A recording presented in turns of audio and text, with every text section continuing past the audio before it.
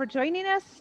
Today, we are talking with Mike, whose nickname is Fam, and he wishes he was from North Carolina. His former job required him to drive a Zamboni, and he followed a girl to Florida. He hates eggplant and haunted houses, but loves vanilla ice cream. His party trick is that he's an EMT, and he has a collection of over 2,000 police patches. But today he's taking us on his hunt for Bigfoot. So welcome, Mike. Hi, thanks for having me. It's awesome to be here. Sure, this is great. Welcome, Mike. So we're going to start our famous 7-minute timer, and I'm just going to ask, where did your love or desire to hunt Bigfoot come from? Where did this all start? Tell us a little bit about that. Timer's going? It's going. We're going. Oh, wow. Okay, we jumped right into this here. We do. Okay. Well, it all started on a camping trip in Florida, and I was with this group of Bigfoot researchers, and like nothing happened the entire trip. And the last night we were up like super late, me and my friend, and we got rocks thrown at us and tree knocks and stuff, and that kind of like was like, wait, hold on, Yeah. something's out there doing this, like throwing like rocks at us. So and then it kind of just took off from there, just starting researching different areas. When I moved back up to Jersey, this is an awesome area to go bigfooting. So Great. So how do you figure out where to go? Are there you mentioned a group, so there's must be groups of people that actually do this. Do you plot out places?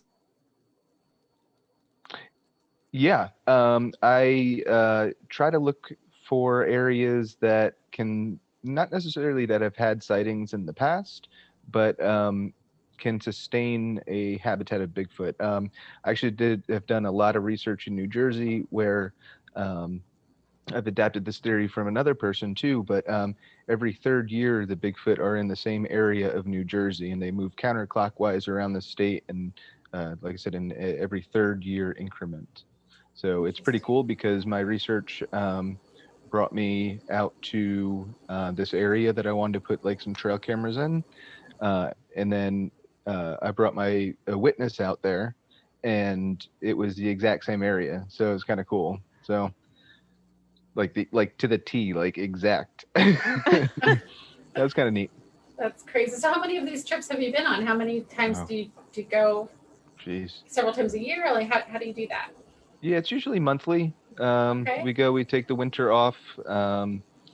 These expeditions are cool because I also get to film my show in the shadow of Big Red Eye, which is neat. And yeah, I mean, this year we have like, I think 8 expeditions coming up. We've already done one. Season 5 has already begun filming, which is awesome. Wow. Um, and our next trip is going to Michigan, actually. Okay. Interesting. Very cool. We'll have to catch one of those. Yeah, that's crazy. So what is the most remote area, one of the most, unexpected places that you've tried? Whoop, it cut out, I think. Yeah, she did. She was asking what was the most unexpected or unusual place that you've traveled to, Mike. Oh, man. People don't realize that there's definitely a sustained population of Bigfoot in Florida. They're kind of curious about that. There's the common areas I would love to go, like the Pacific Northwest, but the most remote area that I've been to is definitely up in Maine. Okay. I made nothing, which was kind of cool because we had a very close moose encounter up there too. And then, yeah. And so now tell us how close have you come? How many encounters or how many times have you seen Bigfoot? Has it been Oh, you see, I've never actually seen them. okay?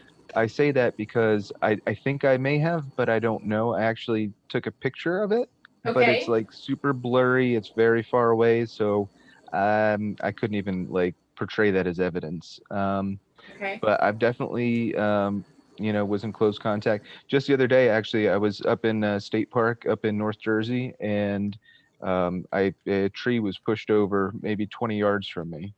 And it was very, very interesting. It wasn't like a bear, and it wasn't like a person. Like it was just very, very strange. And actually, I recorded it, so that's kind of cool too. Yeah. Okay. Wow, that's really interesting. What are some things for someone else, like the camping? Was that your first time camping? I think you alluded to that, but in these camping, how many days are you out? What are some things people need to think about if they're wanting to do this on their own and just have the Yeah. interest and pick a forest and Yeah, no, definitely. There's a ton of Facebook groups. That's the way, probably to get to your local area, at least have some contacts in your local area. I always say don't go out in the woods with anybody you meet online, because that's just the setup for a horror film, and we don't need that. yeah. But I Yeah. do have, if you're interested in Bigfooting, I do actually have a docu-series called Squatchables, which is kind of like Bigfooting 101 if you're trying to get into Bigfooting. That's Okay. also on our Oh YouTube wow, page with the show. Okay. We'll have to grab that link to put it in the show Yeah. notes, because that's Absolutely. fascinating. Yeah, that you have some instructions, because a lot of times people are looking, they join here to find out more. So that's a great Well, idea. and a lot of times there's people that aren't willing to come forward with a sighting because they don't, they're with fear of being ridiculed. So like, I try to get myself out there. Like, if anybody has had a sighting, like, I'm not going to make fun of you. It's really cool if it's in my, in northern Jersey, but Right. if not, like, just, it's this one witness that I told you about just before. He did not tell.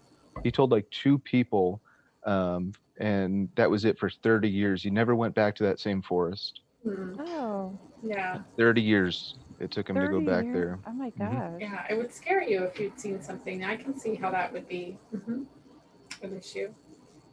So where you mentioned you were filming your next season. So where are you headed next to look? Where's your next location? We're going to Michigan. Then we got, let's see, Kentucky, Maine, New Hampshire, South Carolina, North Carolina, Florida. Wow. Okay, all over the Yeah. place, and That that's is a all lot. in the next few months, right? Yeah. We our filming season generally from like beginning of May until I don't know, September, October. Really, like after the leaves change, it's kind of time to wrap up shop, and that's when all the editing and stuff is that's what entertains me for the winter. Wow. Keeps you That's a busy. lot of nights sleeping in the tent then, I guess, or not sleeping. You probably don't. Oh, it's absolutely sleeping in the tent. It's the best thing that I could like recommend to anybody. It's so like soothing and relaxing, and you see the stars and listen to the animals at night. It's just, Yeah. and that's what I try to let everybody know in the show. And it's my goal of the show is to get friends and families outside and into nature. Yeah, yeah.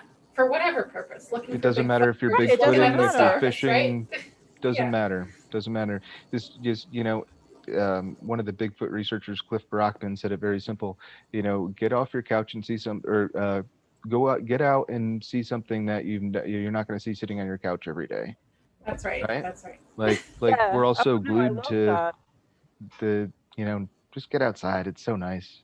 Yeah. Right. Yeah. But Well, pick up your garbage. Our timer went off a few minutes ago, but this has been great to hear Oh, your sorry. story. So thank you so much for sharing your story, Mike. And we have April and I have a new question and answer series. So if you have questions, we'll answer them, travel related or otherwise. There's a link in our description below. And join us again and travel with us through real stories from real people. So thanks, Mike. Hey, thank you guys.